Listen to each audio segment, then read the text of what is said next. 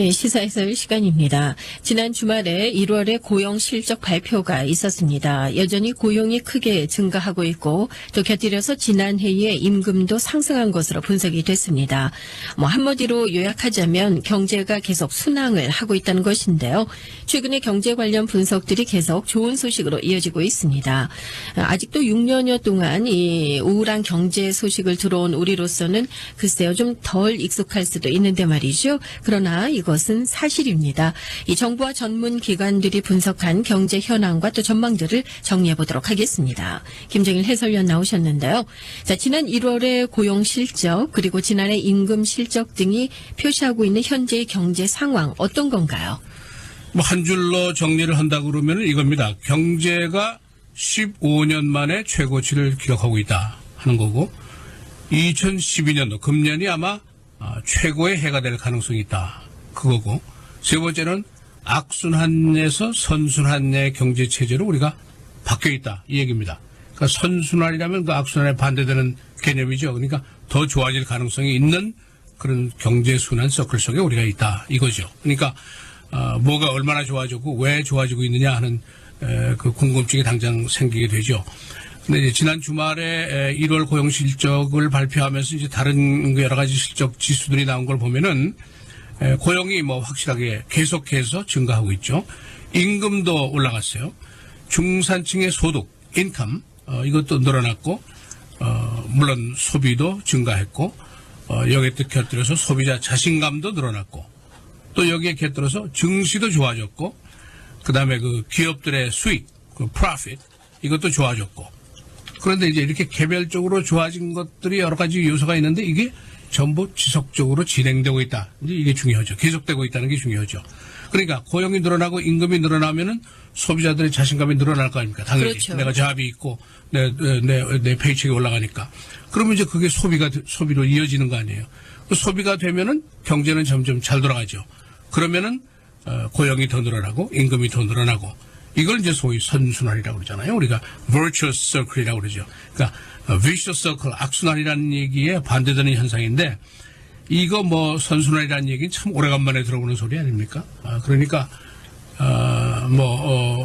아주 최대의 의미를 부여한다면은 경제적으로는 태평성대다 이렇게 얘기할 그렇군요. 수 있어요. 네. 그러니까 얼마나 기분 좋은 숫자입니까? 그런데 이제 숫자로 보면은 지난 주말에 발표된 것들입니다. 1월 고용이 25만 7천 건이나 늘어났어요. 그러니까 이제 1월하고 12월, 11월 3개월 거를 다 합하면은 100만 건이 늘어났어요. 고용 그렇군요. 네. 그러니까 이것이 따지고 보니까 17년 만에 최고치라는 거예요. 그러니까 이건 어떻게 거짓말할 수도 없는 거고 그냥 팩트죠. 그다음에 12개월 동안을 보니까 매달 평균 26만 8천 건이 늘어난 거예요. 이게 바로 이제 15년 만에 최고치다 이거죠. 2000년도 이후에 가장 좋은 성적이에요. 그다음에 이제 우리가 웨이지 문제를 항상 얘기하지 않았어요? 임금이 안 늘어난다. 네. 그런데 파트타임도 많고 언더임플로이먼트 많다. 이 얘기는 우리가 수없이 했단 말이에요. 그런데 이게 가장 논쟁거리죠. 중산층들이 경제가 좋아지고 회복기에 들어섰다는데 전혀 느낌이 없단 말이죠. 내 페이첵은 그대로단 말이죠. 그러니까 hey, where's my money? 이 얘기가 나오잖아요. 그런데 이걸 작년 거를 보니까 그래도 2.2%가 올라갔더라는 거예요, 임금이. 이게 작년도 기록이에요. 그 다음에 또 한 가지 이제 중요한 것은 고용시장, 그 레이버 마켓에서 이제 장기 실업자들이 빠져나가 버리잖아요. 해봐야 소용없다. 그냥 웰페어 타먹고 그냥 빵하고 그냥 커피만 마시고 살자. 이런 사람들이 많이 있었잖아요. 이 사람들이 다시 고용시장으로 들어오고 있다는 거예요. 레이버 마켓에서 내 잡을 찾겠다 하고 나온다는 거예요. 왜냐하면 그만큼 기대감이 있는 것이죠. 그래서 실업률이 5.6에서 5.7에서 5.6이었는데 5.7로 조금 올라갔어요. 실업률이 조금 더 나빠졌어요. 그런데 그게 무슨 의미냐면은 빠져나가서 포기하고 있던 실업자들이 다시 레이버 마켓으로 들어오고 있다는 얘기예요. 이게 네. 굉장히 긍정적인 거로. 고용에 대한 기대감이니까요. 네. 그거죠. 예. 그래서 지금 이런 숫자들이 바로 지난 주말에 나왔습니다. 그렇군요. 자, 좀 더 구체적으로 이 고용과 또 임금에 대한 숫자 확실하게 경제 순항을 말해주고 있는 것이죠. 그렇습니다. 그러니까 임금 증가가 이제 보통 우리가 3.5에서 4% 정도면 이상적이다. 이제 그렇게 얘기를 할 수 있는데 지금 이제 2.2%가 나오지 않았습니까? 작년 평균으로 해서. 그렇지만 이제 우리 입장에서는 지금 2.2% 이게 어디야? 그런 얘기를 할 수가 있단 말이에요. 리세션하고 뭐 몇 년 동안 이게 뭐 계속 늘지 않았거든요. 그러니까 기업들이 이제 고용을 할 뿐만 아니라 고용자에 대한 고용인에 대한 노동력에 대한 대우를 시작했다. 그런 이제 의미로 볼 수가 있단 말이에요. 그게 무슨 의미냐면 고용 시장이 건실해지고 있다 이거죠. 네. 고용도 하지만은 고용인에 대한 임금도 올리고 대우를 해주고 있다. 이런 얘기란 말이에요. 그러니까 일단 고용 증가가 일시적인 게 아니고 장기가 아까 1년 통계 제가 말씀드리지 않았어요? 계속되고 있는 거예요. 그러니까 1980년대 중반 때보다도 더 좋은 상황이다 이거죠. 이게 굉장히 중요한 거고. 그 다음에 이제 경제 상승의 1등 공신은 이제 뭐니 해도 오일가가 떨어지고 있는 거 이게 굉장히 중요하죠. 그러니까 최근에 이제 다소 올라가고 있고 아까 뉴스에도 조금 올라갔다고 말씀드렸는데 그래서 지금 이제 경제 전문가들이 하는 얘기가 이거예요. 오일가가 떨어지면서 우리 주머니에 남는 돈 플러스 임금이 2.2% 올라간 거에서 우리 주머니에 들어오는 돈을 합하면은 평균 근로자들이 1년에 한 $2,000를 더 버는 계산이 된다 이런 얘기예요. 그렇군요. 네. 네. 우리 애청자들도 이거 내가 평균 지혜 임금을 받고 있다 하고 생각을 하시면은 한 $2,000 더 버는 결과가 나온단 말이에요. 이게 숫자로 나와 있어요. 그래 이제 리세션 이후로 이제 임금 정체가 있었다는 건 뭐 우리가 다 아는 얘기인데 이게 이제 상승을 개시했다. 작년에 2.2%라도 올라갔다. 이게 이제 굉장히 고무적인 거고 또 한 가지는 소비자 가격, consumer's price. 우리가 뭐 돈이 올라갔어도 물건이 자꾸 올라가면 곤란하지 않습니까? 그럼요. 근데 소비자 가격은 인플레이션 상승률보다 1%가 낮은 거로 나와 있어요. 왜? 오일가가 낮기 때문에. 그러니까 오일가가 굉장히 1등 공신이라 얘기를 할 수가 있죠. 그러면 누가 제일 좋냐? 우리 시민들도 좋지만 Federal Reserve가 제일 좋다는 거예요. 중앙은행이 금리를 상승해잖아요. 인플레이션 요인이 있으면. 근데 금리 상승 시기에 대해서 굉장히 여유를 가지고 할 수가 있다는 거예요. 급하게 했다가 네. 실수하지 않을 수 있다는 것이죠. 그러니까 금년 6월쯤에 지금 올릴 것으로 예상이 되어 있습니다만 여유가 있다 이런 얘기죠. 그러니까 이제 오일 저가가 얼마나 더 계속될까? 이건 뭐 아무도 확실하게 얘기할 수 없죠. 지금 이제 아까 조금 전에 올라가고 있다는 말씀드리는데 이게 uncertainty, 불확실성 때문에 지금 올라간다는 거예요. 그런데 이제 올라간다고 하더라도 대체로 온건 상승을 하지 않겠느냐 그런 예상들을 해요. 왜? 지금 에너지 시장의 판세가 옛날하고는 다르다 이거예요. 미국이 최대의 산유국이다. 이걸 잊어버리지 말라는 거죠. 그러니까 옛날에는 미국이 최대의 산유국이 아니었잖아요. 네. 계속 수입만 해다 쓰는데 지금 우리가 많이 만든단 말이죠. 지금 현재는 오늘 현재입니다. 전국 평균 갤런당 $2 17센트고 시카고는 항상 비싸죠. $2 40센트입니다. 지금. 우리 서버비는 뭐 조금 더 올라간 데도 있더라고요. 그러니까 이게 2주 동안에 한 13센트가 올라갔는데 앞으로 1, 2주 동안 한 5센트에서 10센트 정도 더 올라갈 가능성이 있다. 그런 예보가 나와 있습니다. 그래도 뭐 예전에 비하면은 아직도 양반이죠. 그렇습니다. 네. 자, 이렇게 경제 순항을 뒷받침해주는 여러 가지 호재들이 있는데요. 자, 이제 조금 있으면 또 서서히 모든 것이 2016년의 선거전으로 연결되는 시기가 될 겁니다. 이 같은 경제 호조가 공화당에게 좀 곤란한 상황이 될 수도 있을까요? 좀 난처할 수 있겠다 하는 네. 얘기들이 나오고 있어요. 그러니까 이제 도전자 아닙니까 공화당이 이제 화이트하우스 탈환을 해야 되니까 8년 동안이나 못 들어갔으니까.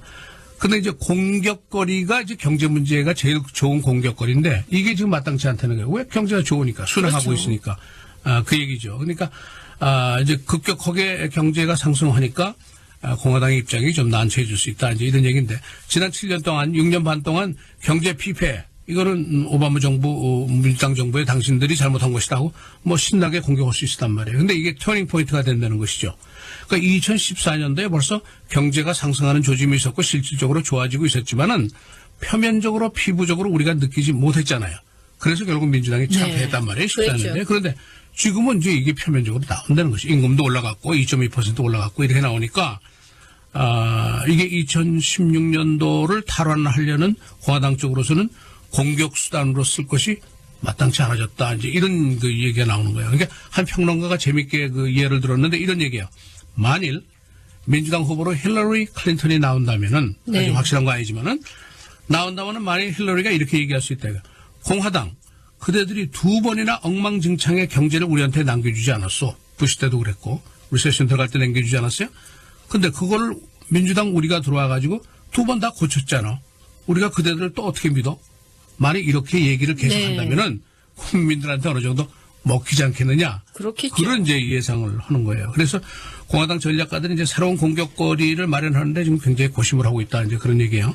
몇 가지 얘기 나오는데 첫 번째는 이제 중산층 이제 미들 클래스 얘기예요. 동반 상승에 실패했다. 이 얘기를 한다는데 지금 존 베너 하원 의장이 이 얘기를 벌써 한 번 했고 폴 라이언 하원 예산위원장이 이 얘기를 한 번 했고 미치 맥코넬 상원 원내총무도 이 얘기를 한 번 했어요. 근데 이번 주에 제프 부시가 연설을 또 어디서 하는데 이번에 이 얘기를 또 할 거다 이거예요. 테스트 케이스를 한번 던져보는 거예요 이게. 그런데 문제가 있어요. 중산층 보호 그러면은 이게 공화당 정책으로서 잘 그렇게 어울리지가 않는단 말이야. 이게 아무래도 민주당 쪽의 색채가 많잖아요. 그러니까 그렇죠. 이게 잘 안 맥힐걸? 이제 그런 판단이 서는 거예요. 두 번째는 임금 상승 부진. 임금이 2.2%밖에 안 올라갔으니까. 그것 지금 처음 나온 얘기 아니에요? 그동안 임금은 계속 정체됐다. 경제는 올라가는데 중산층 임금은 형편없다. 이 얘기만 계속 나왔는데 임금 상승 부진한 거 가지고 민주당 공박할 수 있다는 것이죠. 그런데 이것도 마찬가지. 임금 상승에 대한 거 이게 민주당의 단골 메뉴라는 거예요. 공화당 메뉴가 아니죠. 이게 그러니까 예를 들면은 일리노이의 공화당 주지사 지금 브루스 라너가 최저임금제를 가지고 얘기한 것만 봐도 아시기 전 공화당 아니란 말이에요. 이 사람이 최저임금 올리지 말자 그랬단 말이에요. 그랬다가 이번에 이제 주지사 되고서 올리자.